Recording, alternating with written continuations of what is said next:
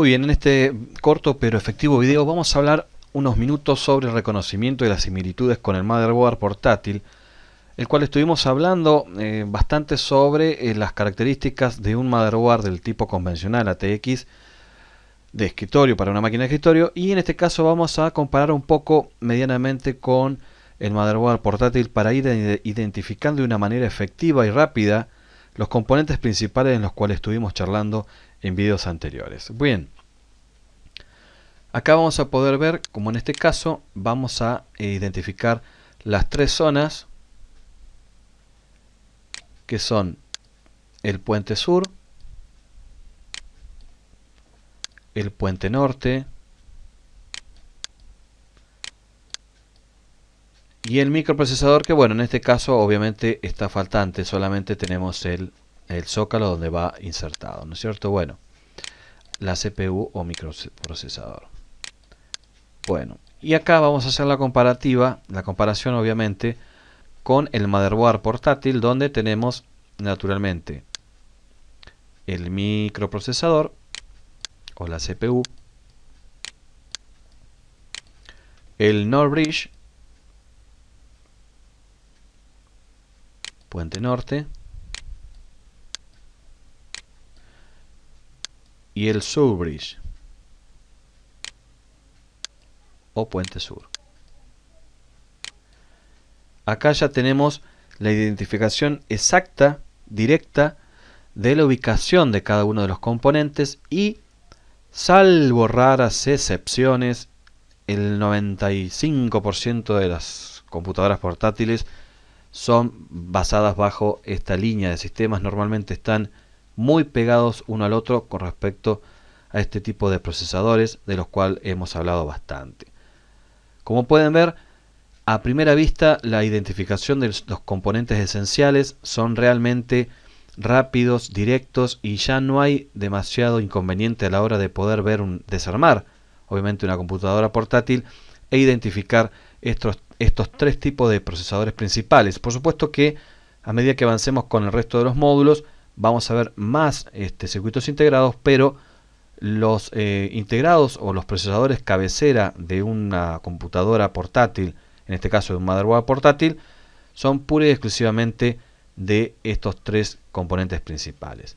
Bien, acá ya tenemos, obviamente identificamos los slots de memoria, y acá tenemos ya inserto una memoria en la computadora portátil. Bueno, acá obviamente no los tenemos ubicados, pero ya sabemos que son los slots de memoria. Y bueno, acá tendríamos un slot de memoria, los cuales a veces puede ocurrir que tengamos la posibilidad de tener hasta 2 o 3 slots para obviamente ubicar, que podamos ampliar el rango de memoria RAM, naturalmente colocando más memorias. Y acá tenemos, bueno, la ubicación de los conectores PCI. Y tenemos en nuestro caso, por ejemplo, la conexión PCI, que podría ser en este caso para la PCI Express, que podemos compararlo bastante parecido al PCI convencional.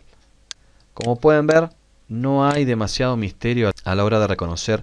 los diferentes conectores o slot o conexiones para los diferentes dispositivos entre un motherboard del tipo ATX y un motherboard del tipo portátil.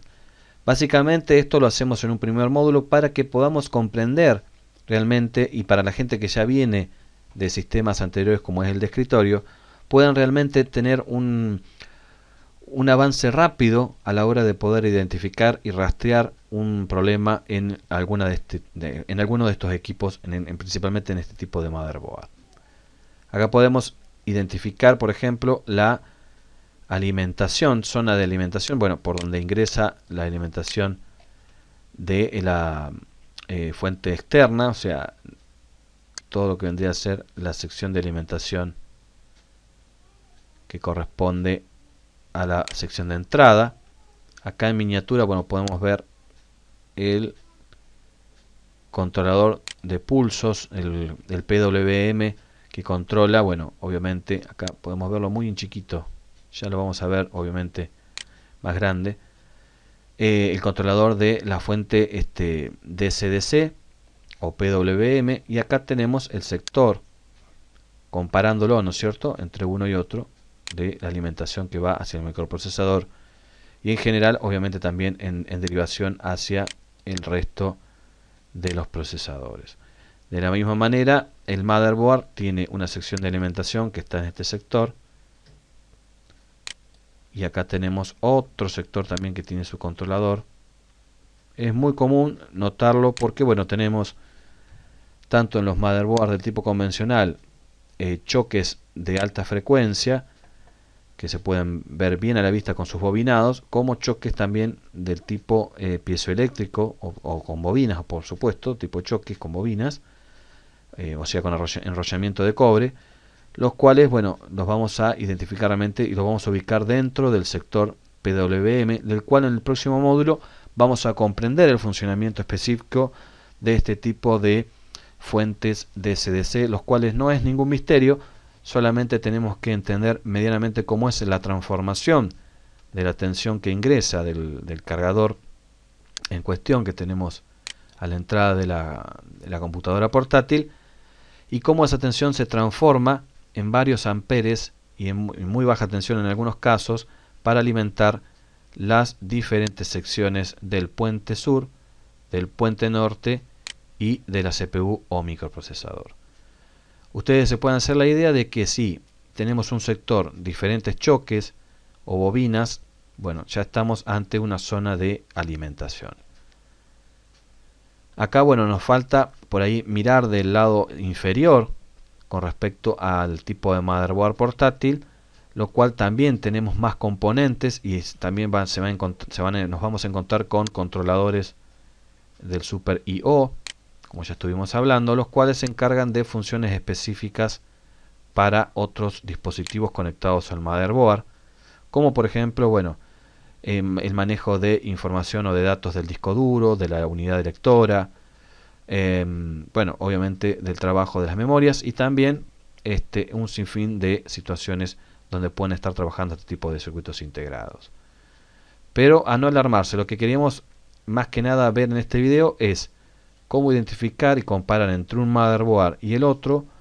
el por qué yo venía ahora a hacer la comparación entre un motherboard ATX y un motherboard del tipo portátil. De esta manera no importa, no interesa qué motherboard en el cual estén trabajando, qué marca o modelo, ante cualquier falla que ustedes puedan tener, puedan identificar inmediatamente qué corresponde cada uno de los procesadores que tenemos en el interior del motherboard. Vuelvo a repetir de que también hay posibilidades de conseguir información sabiendo la codificación del procesador o circuito integrado en el cual estemos trabajando, poder conseguir información específica de ese componente y de esta manera saber exactamente cuál es la función, cuáles son los pines de entrada y salidas de datos, de señales, de alimentación, bueno, y un sinfín de información que, bueno, obviamente así por sí solo, con el hecho de mirarlo, no vamos a poder sacar nada en concreto. Así que de esa manera también podemos, si aunque no tengamos el diagrama esquemático de la computadora portátil, podamos estar reconociendo el componente en particular. Muy bien, de esta manera esperamos que hayas comprendido realmente la estructura y las similitudes que tenemos entre un motherboard del tipo ATX, un motherboard de las computadoras de escritorio, y ya enfocados a las motherboard de las computadoras del tipo portátil. Esto es exactamente de la misma manera, vamos a poder visualizar directamente el microprocesador, el puente norte, el puente sur, tanto en las computadoras portátiles del tipo notebook, netbook, como del tipo Only One, donde van a ser muy